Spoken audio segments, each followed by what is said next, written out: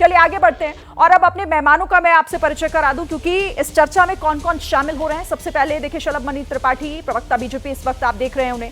कांग्रेस के प्रवक्ता सुरेंद्र राजपूत भी इस वक्त हमारे साथ हैं। आरजेडी के प्रवक्ता शक्ति यादव भी हमारे साथ जुड़ रहे हैं और एलजेपी रामविलास की तरफ से AK वाजपेयी प्रवक्ता हमारे साथ जुड़ रहे हैं। आप सभी का बहुत स्वागत है। साथ ही समाजवादी पार्टी के प्रवक्ता मनोज काका भी हमारे साथ है। स्वागत है सर आपका भी। सबसे पहले मैं शुरुआत सुरेंद्र जी आपके साथ कर लेती हूं। अभी राघव चड्ढा को हम सुन रहे थे, इतना वक्त क्यों लगा दिया आप लोगों ने जनाब? मतलब जब ये फैसला लेना ही था तो तय समय पर ले लेते, इतनी फजीहत तो ना होती। बैठक से कभी कोई उठ के भाग रहा है, कभी कोई आप एक तरीके से धमकी दे रहा है। फैसला लेना ही था तो समय पर ले लेते। समय पर ही लिया है फैसला शिरीन। आपके कहने से या किसी और के कहने से थोड़ी फैसला समय पर, कांग्रेस अपने समय से लेती है। कांग्रेस तर्क संगत फैसला लेती है, न्याय संगत फैसला लेती है, विधि सम्मत फैसला लेती है। और जो लोग कांग्रेस के फैसलों पर सवाल उठाते हैं वो आप उसके बाद आकर के ठीक भी हो जाते हैं, कहते हैं कि नहीं साहब इन्होंने न्याय संगत फैसला लिया, तर्क संगत लिया। हमने बहुत स्पष्ट रूप से पहले से ही दिन से ही कहा था कि हम कोई भी विधि विरोधी या संविधान विरोधी काम संसद में नहीं होने देंगे। हम अपने फैसले पर आज भी कायम है, हमारा कोई नया स्टैंड नहीं।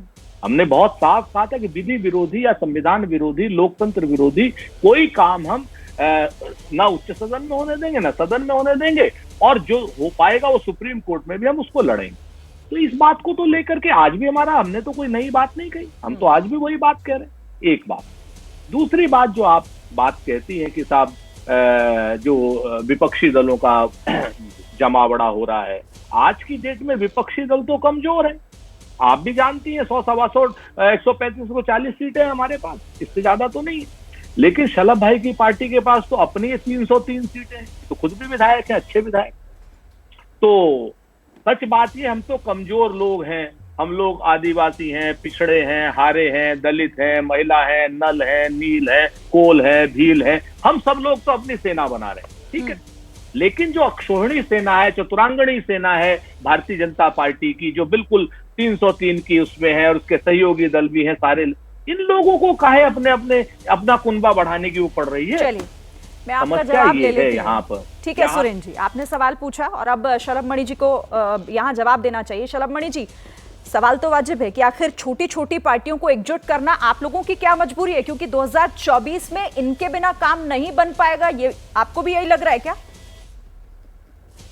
देखिए, हम विनम्रता के भाव के साथ राजनीति करते हैं। अब ओम प्रकाश राजभर जी ने 2022 का चुनाव समाजवादी पार्टी के साथ, आपने देखा समाजवादी पार्टी के साथ रहे, उनको समझ में आ गया कि नहीं समाजवादी पार्टी पिछड़ों की बात करती जरूर, पर उनके कल्याण की बात नहीं। कांग्रेस पार्टी का पिछड़ों के कल्याण के बारे में सोच भी नहीं सकती। अब ओम प्रकाश राजभर जी अगर भारतीय जनता पार्टी के साथ शामिल होना चाहते हैं, भारतीय जनता पार्टी के साथ मिलकर चुनाव लड़ना चाहते हैं, तो ये विनम्रता का भाव है कि ठीक है, हम बड़ी पार्टी है, 2 बार सत्ता में है लगातार, तीसरी बार भी हम सत्ता में आने जा रहे हैं। और ये बात अब हम नहीं कहते, अब तो ओम प्रकाश राजभर जी जो कि अपना अलग दल चलाते हैं, आज हमने उनका ट्वीट पढ़ा, वो कह रहे हैं कि नहीं, प्रधानमंत्री जी के अलावा कोई भी पिछड़ों की, दलितों की, महिलाओं की, वंचितों की बात नहीं करता इस देश में, इसलिए हम भारतीय जनता पार्टी के साथ मिलकर चुनाव लड़ रहे हैं। ओम प्रकाश राजभर जी आना चाहते हैं तो उनका स्वागत है, हम कैसे मना कर सकते हैं। आप देखिए दारा चौहान साहब हैं, दारा चौहान साहब भी पिछड़ों का एक बड़ा चेहरा है, पूर्वांचल पिछड़ों की राजनीति करते हैं, एक काफी लोकप्रिय चेहरा है। समाजवादी पार्टी के विधायक ने और बाकायदे विधानसभा से इस्तीफा दे दिया उन्होंने, अभी मुश्किल 1.25 साल 1.5 साल की उनकी विधानसभा हुई होगी, सदस्यता हुई होगी, उन्होंने इस्तीफा दे दिया है। अब अगर कोई जुड़ना चाह रहा है तो हम कोई मगरूर नहीं है, हम कोई अहंकारी नहीं है कि हम उनको मना कर दें।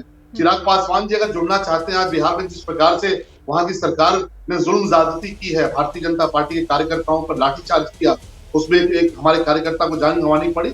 आज चिराग पासवान जी हो, जीतन राम मांझी जी हो, ये ओम प्रकाश राजभर जो सभी पिछड़ों से, दलितों से, ये तमाम वो चेहरे हैं जो उनकी राजनीति करते हैं, उनके नाम पर उनकी अपनी पहचान है। वो अगर भारतीय जनता पार्टी के साथ माननीय प्रधानमंत्री जी के नेतृत्व में अगर वो काम करना चाहते हैं, 2024 को लड़ना चाहते हैं, हम तो स्वागत करेंगे। इसमें सुरेंद्र जी को या किसी को तकलीफ नहीं होनी चाहिए, पर हम तकलीफ समझ सकते हैं। एक इस देश का सबसे पुराना दल, सबसे पुरानी पार्टी अगर आज उस दल के साथ समझौता करने को मजबूर हो रहा है, एक तरह से उनकी ब्लैकमेलिंग के आगे झुक रहा है। पत्रकारिता कोई इमोशन नहीं है, ना अपना कोई ज्ञान देना है और ना कोई विचार थोपना है। पत्रकारिता क्या है? पत्रकारिता का मतलब है सही जानकारी इकट्ठा करना और तथ्य बताना। पत्रकारिता आज जितने महत्वपूर्ण दौर में है, शायद पहले नहीं थी। इस दौर से निकलने के लिए सिर्फ सच दिखाने की जरूरत है, वो सच जो आपके हित को आगे रखे। इसलिए अब रात 9 बजे प्राइम टाइम नहीं होगा, ये आपका टाइम है। जगविंदर पटियाल के साथ देखिए पब्लिक इंटरेस्ट 17 जुलाई से सोमवार से शुक्रवार रात 9 बजे सिर्फ एबीपी न्यूज पर।